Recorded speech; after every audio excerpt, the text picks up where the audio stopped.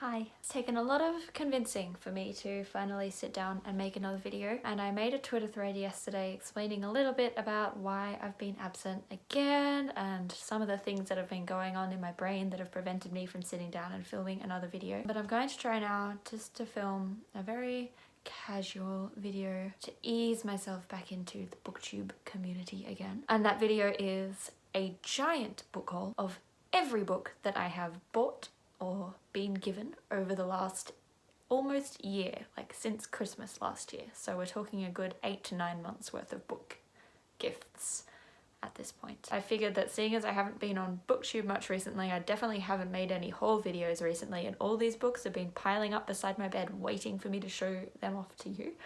So let's get started. We're going to start with some Christmas presents. Whew, going back in time. So first up we have the Christmas presents that I gave to myself, because that's a thing that happens. So the first book that I have is obviously the special edition of Six of Crows, which I adore. I love it so much. It's got its little red map, it's got its character things and the red pages, and it's just so beautiful, and I'm so excited for the next one to come out because I'm going to buy that too. Just, yeah, good things are happening. And the other two books that I got were Assassin's Apprentice and also Royal Assassin, which is the next one in the series. This is a fantasy series by Robin Hobb, who is like one of the sort of classic fantasy authors, you know, like well-established famous fantasy authors that you should read, that several people have told me I should read. And I read the first book for the readathon that I hosted earlier this year, the Fantasy Adventure-a-thon, and I haven't got around to reading the second book yet. So they're all my Christmas presents to myself. The next little section of books are just two books that my boyfriend has bought for me over the last year.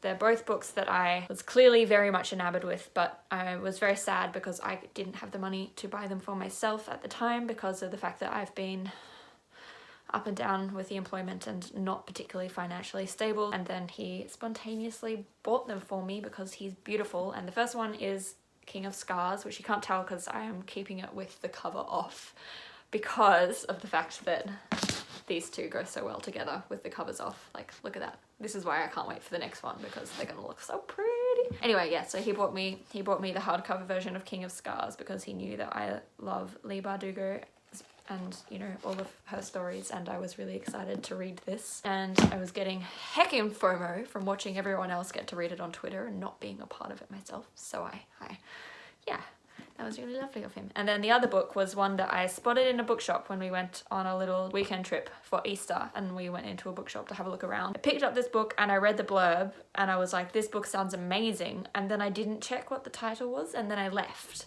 So I was like, I don't know what that book was. And then Jackson, clever boyfriend that he is, noticed me looking at it and knew that it was something that interested me, and he actually checked what the title was, and then he went and bought it for me, which is really clever of him. So this is a book that I've talked about on Twitter a couple of times already, because at this point in my reading journey for 2019, I would say that this is my top read of the year. It was so good. I absolutely ate through it in like a day, and I just adored it on so many levels. The premise is amazing. It's kind of historical fiction, but with this kind of twist where every book that exists in the world is actually someone's memories that have been put into a book. So like if people live through a traumatic event, or they have a secret that they don't want to have burdening them anymore, they will go and see a binder, the binding, and they will tell them the story, and then there's some kind of like magical process that takes that memory out of them and puts it into a book. The person no longer actually remembers that story anymore, and it's captured in a book. And so that was the premise of the story, is this world where people's memories are hidden in books and they don't remember them anymore. And oh my gosh, it was just such a good read. So thank you, boyfriend, for buying that for me. Good job, boyfriend. While we're on the gift theme, we'll talk about a few other books that I have been gifted. So I also have Terry Pratchett's Mort and Orlando by Virginia Woolf. These are two books that one of my closest friends gave to me as a thank you gift for helping her design the save the dates for her wedding. So extra special. So they were books that she sussed out my book depository wish list and chose them because she knew that there were books that were on my list that I didn't own but that I wanted to read. So good job. Along with that, I have two books from my grandma, one that she bought for me. So she bought me this book called Practice, Journal, Essays and Criticism. I honestly have no idea what it's about, but she purchased it for me because she actually, I think it's been signed. Yeah. There we go. So it's a signed copy by the author that I think she went to the author talk, and she knows that I'm studying editing and publishing, and she also knows that I'm big into reading and writing. Bit hard not to. She bought it for me because she thought it would be a really interesting supplement to my degree and something for me to read about. So that was really cool of her. And then the other one, I don't think this has been gifted. I think this has been lent to me by her, but this was a book that she read for her community book club because her town has a book club that the whole town is involved with basically, and it's run by the bookshop in this town. And this is one of the books that she read and that she lent to me to give a read to as well because she thought it was something that I would like. More gifts. I got How to Win at Feminism from my cousin. This was a Christmas present, and it's basically just a bunch of like parody and satire articles about feminism in the modern day. And the final gift book that I have here at the moment is A Little Life, a book that has been on my list for a while because everyone knows that it's, you know, just powerful and one of those must-read books. And this was a book that my aunt bought for me because we went on a coffee date and we went and looked in a bookshop together, and she spotted it and was like, have you read this yet? And I was like, no, I don't own it, so I haven't read it. And then she bought it for me on the spot, so now I have that too.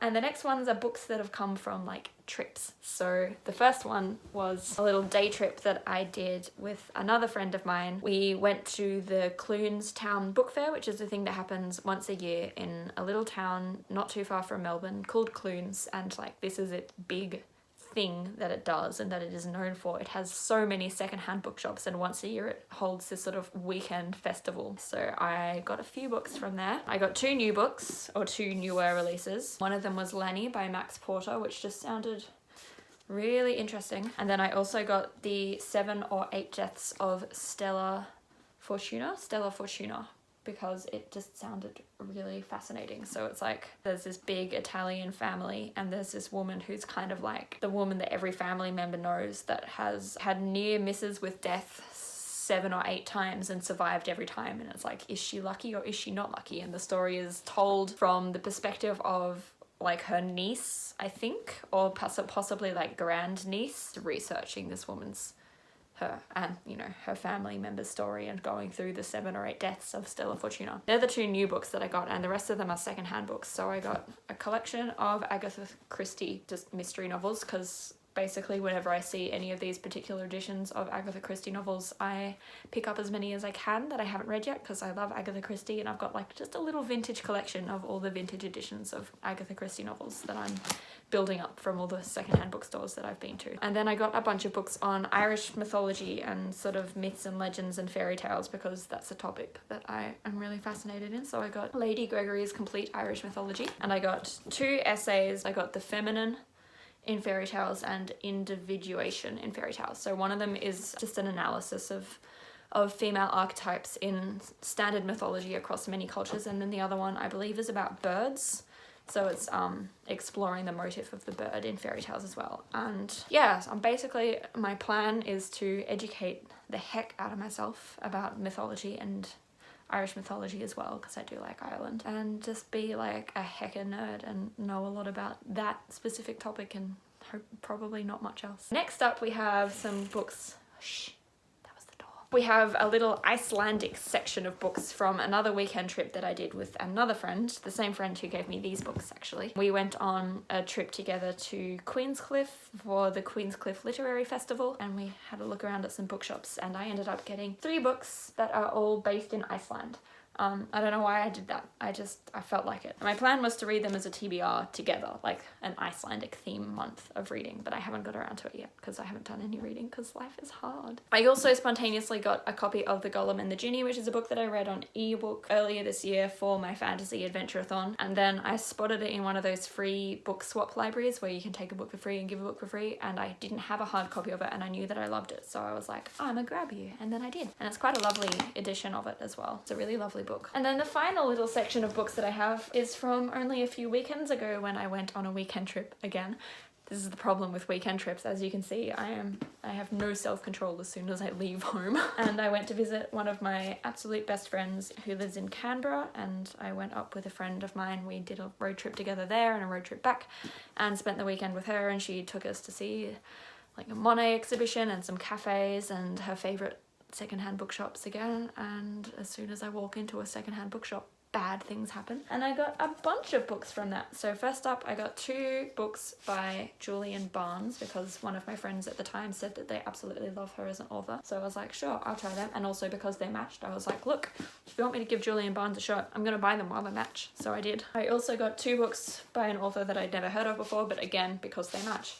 They're these 2 really beautiful editions. So these are 2, I think one of them is a single story, this one's a single story, and this one is a collection of like spooky paranormal stories. So I'm gonna save them for Halloween probably and read them in October, which I'm very excited for. I also got 2 Shakespeare plays in these editions that also match. Can you see a theme here? Can you see a theme? I've been looking for some editions of Shakespeare plays that I like for a really long time, and I'm very fussy when it comes to the aesthetic of my books. You've probably noticed already. And I spotted these and saw that there were 2 matching ones, and then did a little bit of internet stalking and found that I could find a lot more of this specific edition on eBay for not too much price, and was like, excellent, this is it. This is the theme that my Shakespeare plays are going to have now. So I'm going to start just purchasing 1 or 2 when I can of these ones. So the ones that I have at the moment are The Merry Wives of Windsor and A Midsummer Night's Dream. And A Midsummer Night's Dream is one that I have studied in university thematically and historically, but never actually read all of, so I'm really excited to read it. And the coolest thing about these particular editions is that they have little illustrations in them too. So they're just like really lovely books as well, and I'm really excited to have them. I also got some more Irish books because that's what I do. It's an old Irish custom, which is a non-fiction book that basically kind of just breaks down different Irish stereotypes that people have about like what the typical Irishman is, and talks about what the real kind of custom and population of Ireland looks like. So I'm really excited to read that one too. I also got, this one's not quite the same, this one is the middle classes, the English middle classes, which is a historical look at like Victorian England and the middle class of England. And then I got Celtic Tales, which is like a kid's version of Celtic mythology stories. So lots of Irish books, which in part is because I'm interested in it, and in part is because I want to do some background research for the novel that I am still working on, even though I haven't talked about it in a long time. And then the final book that I got was one of these, which is a Robert Louis Stevenson book, one that I hadn't heard of before, but I like Robert Louis Stevenson. And also I have these ones, if you happen to remember, from a book swap that I attended a while ago, and I absolutely love these editions of these books. I think they're really beautiful.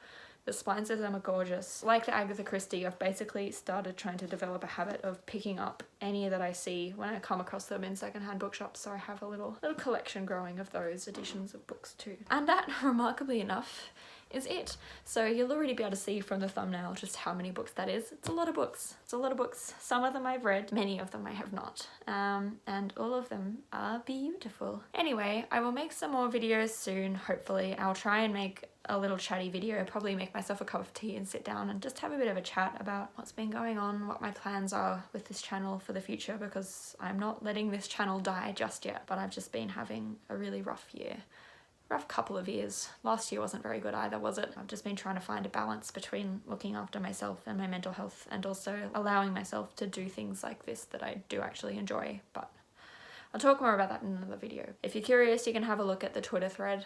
I'll link it somewhere so you can have a bit of a catch up on what's been going on, but I will make a proper video talking a bit about it stuff as well.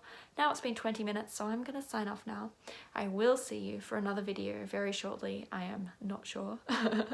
And until then, as always, stay classy. Mwah. Sit there and count your little fingers.